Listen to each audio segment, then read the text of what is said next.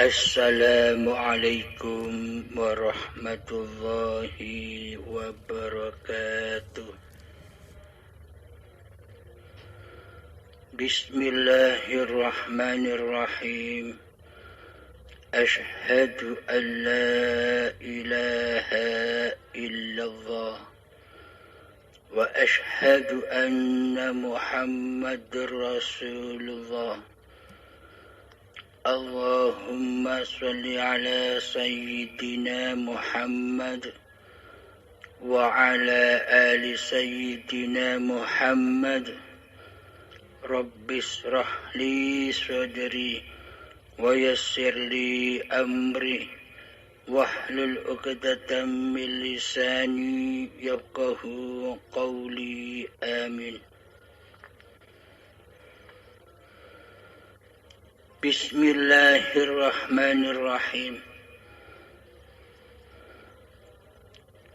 Malam ini kita akan mengkaji tentang baiat. Baiat itu adalah janji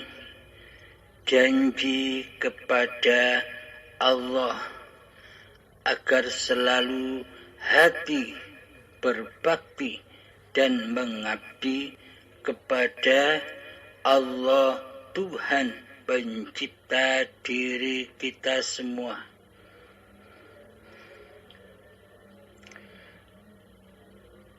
Baiat itu adalah persaksian di dalam syahadatnya. Sebelum menginjak babakan baiat, maka mari kita kenali dulu, kita makrifati dulu siapakah diri ini, siapakah diri manusia kita ini. Diri manusia kita ini hanyalah ciptaan Allah, hanyalah dituhani Allah, hanyalah dihidupi Allah, hanyalah diwujudkan Allah, hanyalah dikuasakan Allah sejak dari tanah hingga sampai menjadi tanah lagi. Jadi semua pergelaran yang selama ini kita menganggap kita yang bisa bergelar sendiri. Jadi kehidupan yang selama ini yang kita menyangka adalah hidup diri manusia kita sendiri. Semuanya adalah hayatullah, hidupnya Allah. Uripe Allah, hayatullah. Karena selama ini kita belum menyadari, kita belum memahami, kita belum bermakrifat kepada diri sejati manusia kita sendiri, maka kita tak bisa mengenali hayatullah. Selama kita tidak mengenali Allah, siapakah Allah itu, maka selamanya kita takkan pernah bisa mengabdi kepada Allah. Meskipun badan-badan kita ini sholat, meskipun badan-badan kita ini berpuasa, meskipun badan-badan kita ini berzakat, meskipun badan-badan kita ini pergi haji ke Mekah, ataupun melakukan ibadah-ibadah yang lain, tanpa kita mengenal Allah, tanpa kita bermakrifat kepada Allah, maka seluruhnya tidaklah berguna di sisi Allah. Karena sebelum kita mengenal Allah. Karena bila kita tidak mengenal Allah, bagaimana mungkin kita bisa menyembah Allah? Di dalam sholat dan ibadah, bahkan di dalam puasa kita selama ini, kita tak pernah berjumpa kepada siapakah kita mengabdi. Di dalam seluruh ibadah, di dalam sholat, di dalam puasa, tujuan dilakukan ibadah itu kan tujuannya untuk hanya mengabdi kepada Allah.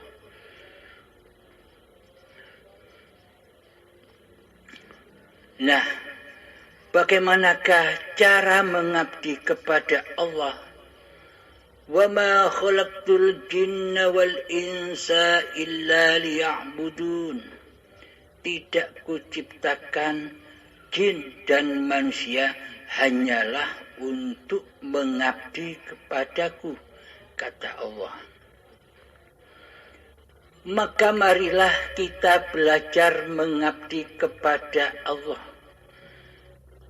Selama ini hati kita mentiadakan Allah, hati kita menggaibkan Allah, hati kita menggaibkan wujudullah, hati kita menggaibkan hayatullah, uripe Allah, hati kita mentiadakan kuasa Allah di hati kita selama ini. Yang wujud, yang nyata, yang hidup, yang berkuasa selama ini di hati kita adalah diri kita sendiri.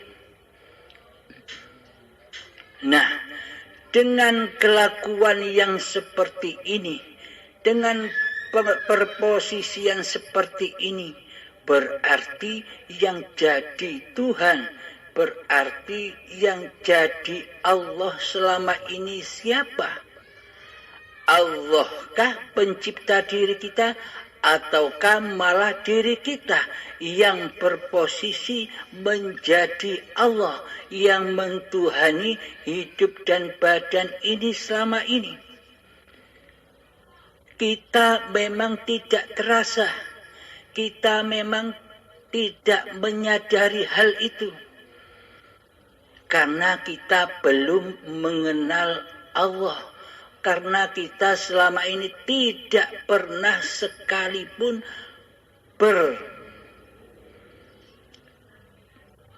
beribadah atau menyembah dan mengabdi kepada Allah selama ini.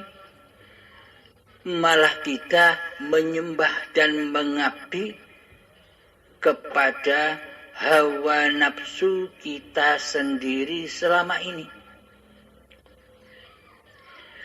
Coba perhatikan di dalam sholat dan seluruh ibadah-ibadah yang kita lakukan selama ini. Sejak detik akil balik hingga setua ini, marilah kita cek and recheck apa yang sudah kita lakukan di dalam seluruh peribadatan kita. Apakah benar kita sudah berjumpa Allah? Apakah masih belum? Tujuan ibadah, tujuan sholat, tujuan puasa adalah mengabdi kepada Allah. Dengan makna lain, tujuan seluruh ibadah itu agar kita berjumpa, bertemu dengan Allah di dalamnya. Mana mungkin kita bisa berjumpa Allah di dalam ibadah dan sholat kita, sementara kita belum mengenal siapa Allah.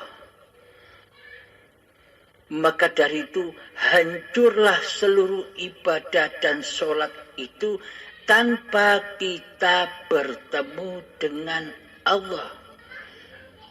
Karena semua ibadah dan sholat yang kita lakukan semuanya terbakar di dalam hawa nafsu kita sendiri. Yakni selama hati kita berpraktek linafsi, ini ibadahku hamba, ini sholatku hamba, ini puasaku hamba, ini ibadah-ibadahku hamba, ini tadarusanku hamba. Seluruhnya diakui bahwa yang berkuasa melakukan semua itu adalah hambanya. Inilah yang dimaksud an-nar. Inilah yang dimaksud jahanam di sisi Allah.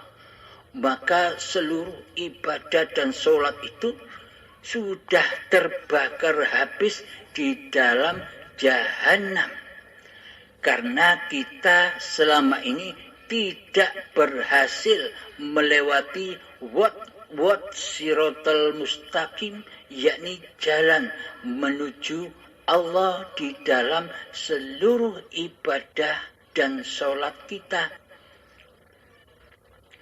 Sehingga sholat dan ibadah-ibadah kita jatuh ke lembah neraka, jatuh ke lembah an-nar, jatuh ke lembah jahanam, tidak sampai kepada Tuhannya.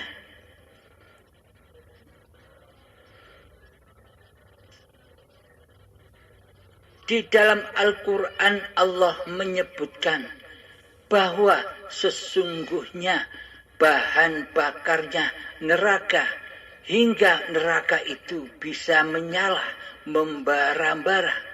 Tentunya harus ada bahan bakarnya, yakni bahan bakarnya adalah badan-badan manusia dan hati yang keras, melebihi kerasnya batu. Kapankah neraka itu ada?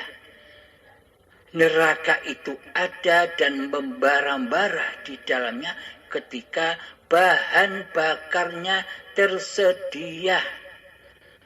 Kita ketahui bahan bakar neraka itu saat inilah sudah tersedia banyak.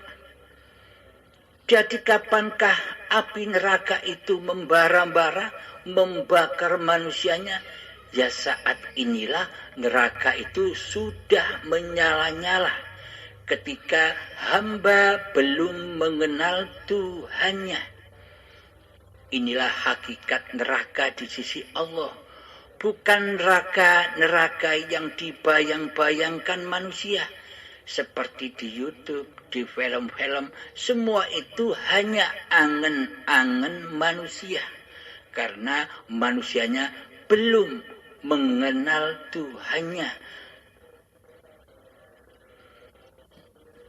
Bila manusia belum mengenal Tuhannya, maka seluruh ibadahnya, seluruh apa yang digelar di dalam badannya adalah angan-angan belaka.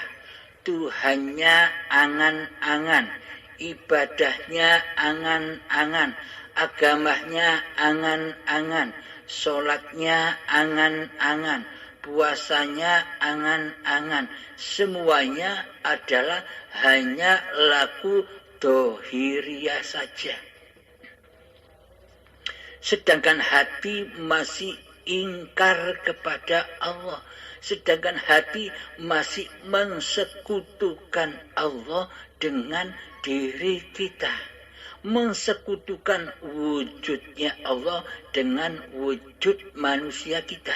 Mensekutukan hidupnya Allah dengan hidup manusia kita. Mensekutukan kuasa Allah dengan kuasa diri manusia kita. Mensekutukan kehendak Allah, daya upaya Allah, ikhtiar Allah dengan kehendak, daya upaya, ikhtiar diri manusia kita sendiri selama ini. Seolah-olah manusialah yang menduduki kursi singgah sananya Allah di hatinya selama ini.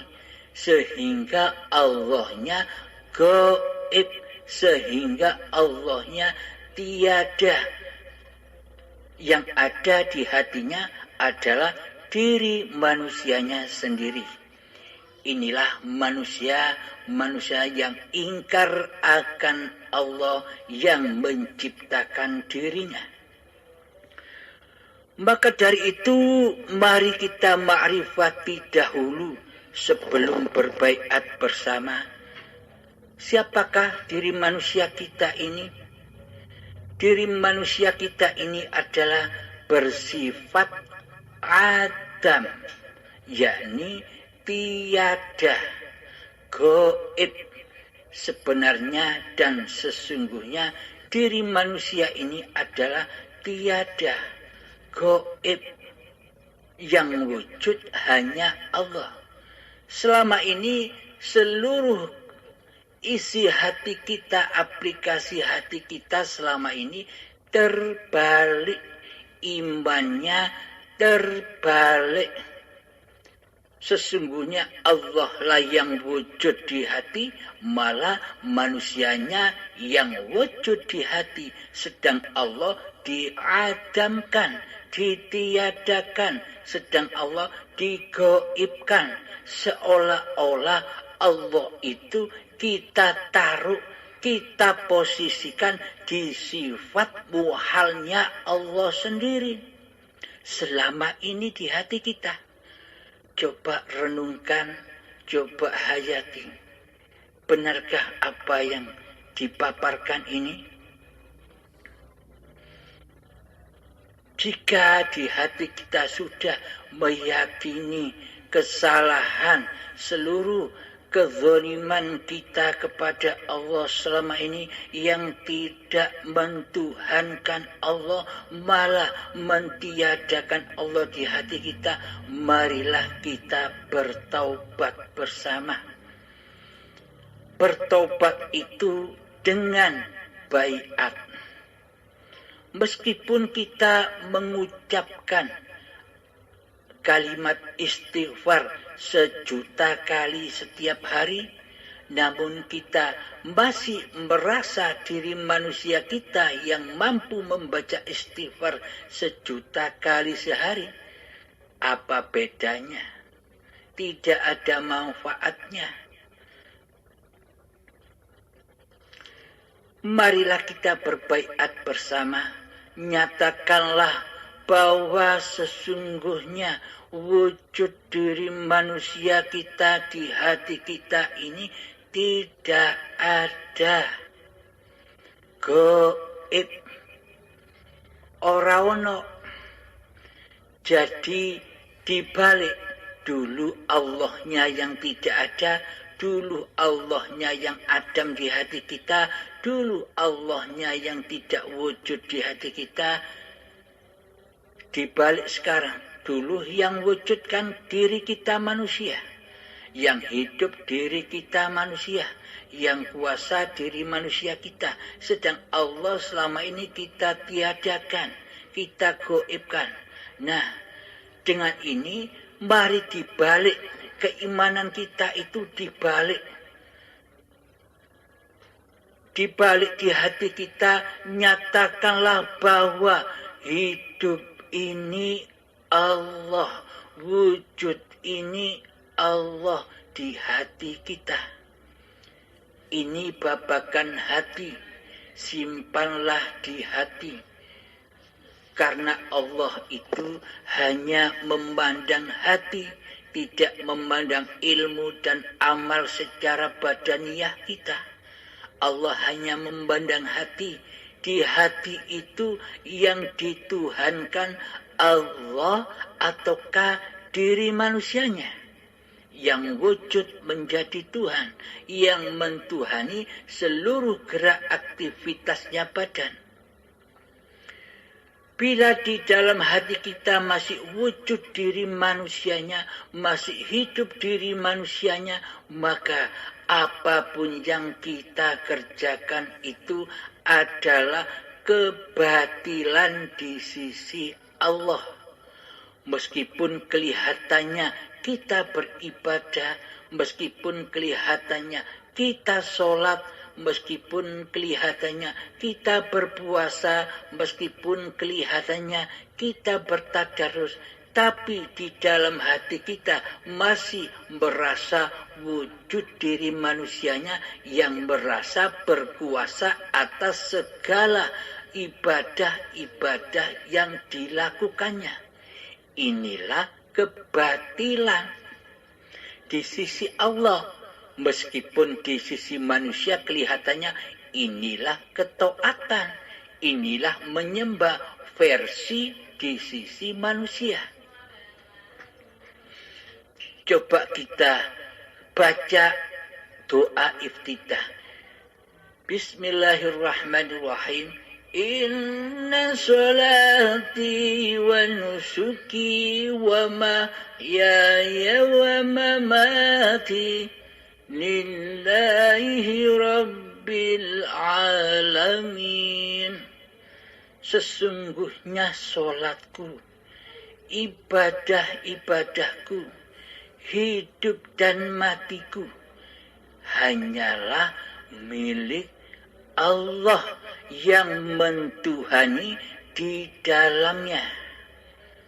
Inilah bukti bahwa kita selama ini ingkar kepada Allah, meskipun di dalamnya dibungkus dengan ibadah-ibadah, dibungkus dengan sholat-sholat, dibungkus dengan puasa-puasa dan sebagainya.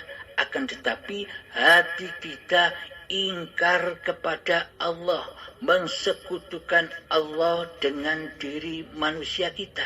Karena yang mentuhani selama ini adalah bukan Allah. Yang mentuhani kehidupan dan badan kita, serta yang mentuhani seluruh gerak aktivitas kita selama ini adalah diri kita sendiri.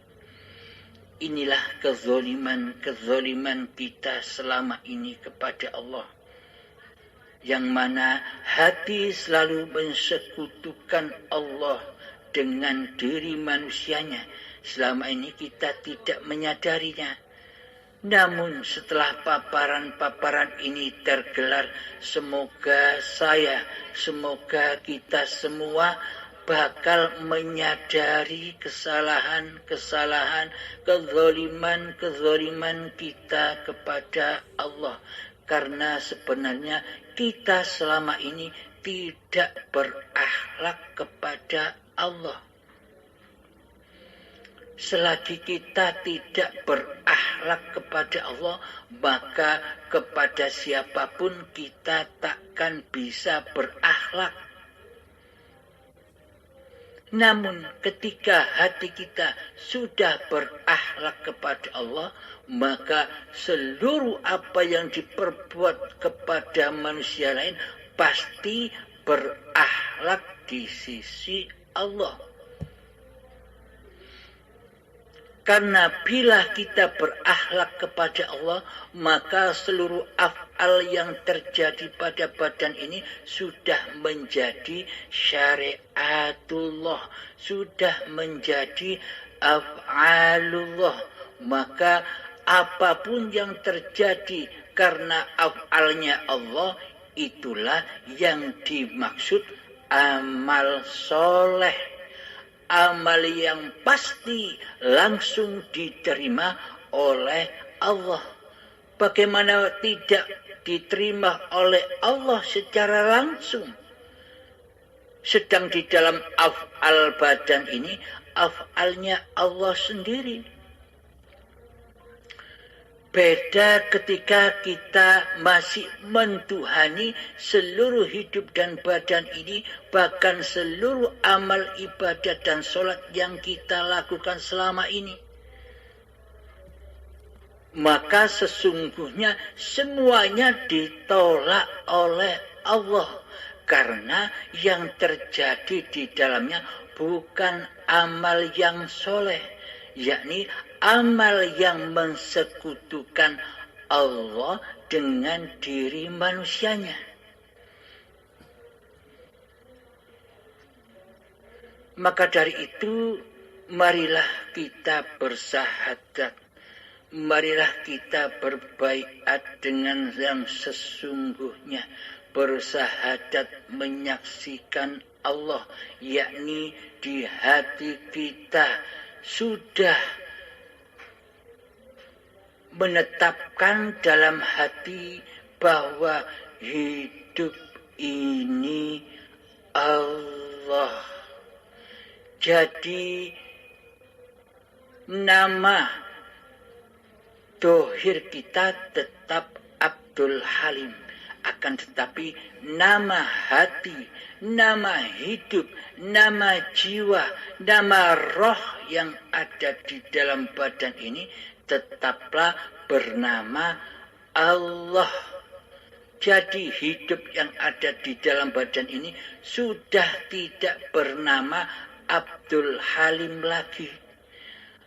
Karena Abdul Halimnya sudah taubat menjadi Tuhan. Karena nama manusia kita di hati kita sudah taubat menjadi Tuhan, maka dari itu hidup kita abdikan lagi, hidup kita persembahkan lagi bahwa hidup ini Allah. Jadi nama hati kita, nama jiwa kita, nama roh kita, nama hidup kita di dalam hati kita adalah Allah. Maka tetapkanlah, pendam rapat-rapat mutiara ini. Mutiara iman yang selama ini kita tinggalkan. Sejak bayi, iman permata yang seperti ini masih ada karena masih suci dari manusianya. Maka ambillah lagi iman Islam permata kita yang hilang dulu dengan menetapkan di dalam hati kita bahwa nama hidup, nama nyawa, nama roh, nama jiwa yang menguasai badan Abdul Halim, badan kita semua ini adalah Allah. Itulah baiatnya. Baiatlah diri masing-masing kita.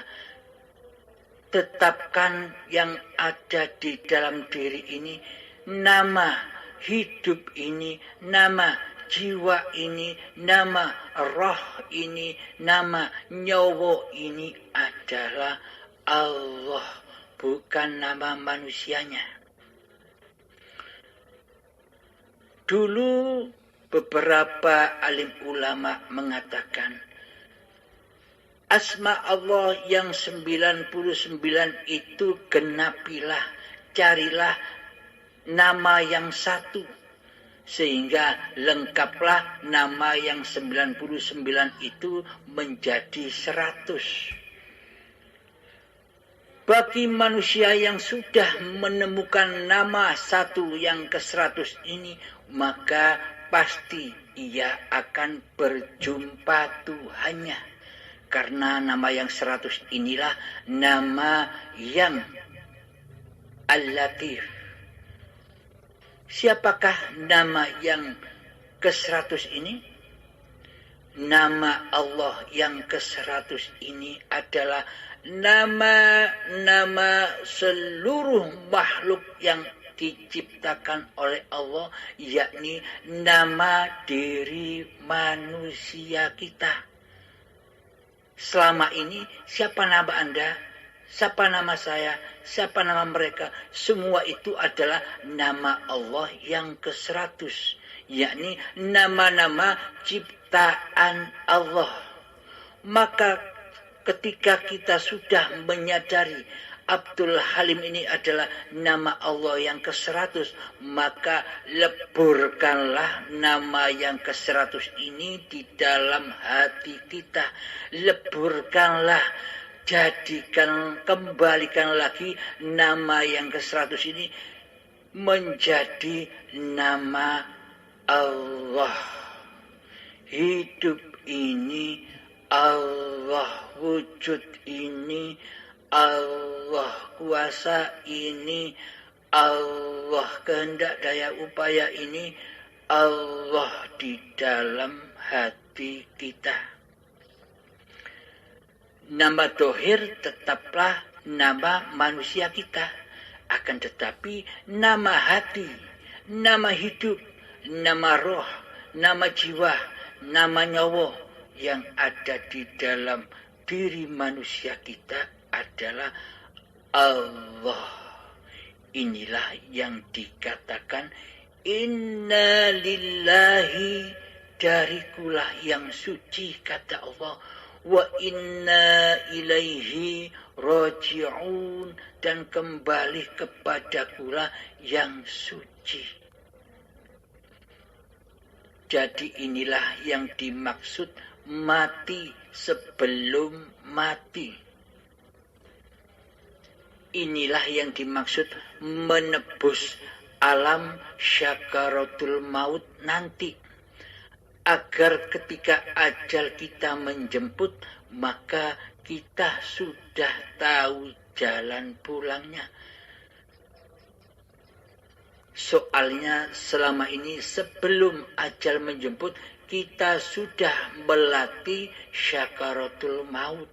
Yakni melatih melepaskan keakuan diri kita, belajar melepaskan kewujudan manusia kita, belajar melepaskan seluruh sholat dan ibadah kita, melepaskan seluruh kuasa kehendak daya upaya dan ikhtiar manusia kita menjadi lillahi ta'ala, menjadi milik Allah. Seluruh syariat-syariat yang terjadi pada setiap badan-badan kita, yakni disyariatkan oleh hayatullah, bukan hidupnya manusia.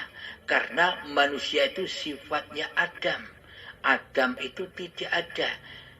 Sifatnya manusia al-maut. Manusia itu mati. Jadi tetapkanlah bahwa yang wujud ini Allah dan hidup ini Allah.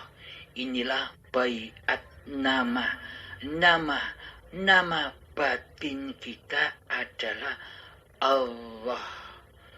Ketika bertindak tanduk apapun badan ini, selalulah bertuhankan Allah.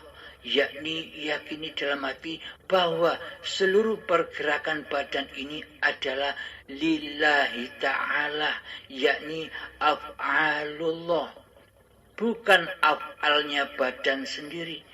Karena tanpa af'alullah badan ini tiada, badan ini mati, badan ini tak wujud tanpa wujudnya Allah. Semoga baiat ini berguna bagi saya dan bagi kita semua, agar kita selalu mentuhankan Allah daripada mentuhankan diri kita sendiri. Semoga bermanfaat. Assalamualaikum warahmatullahi wabarakatuh.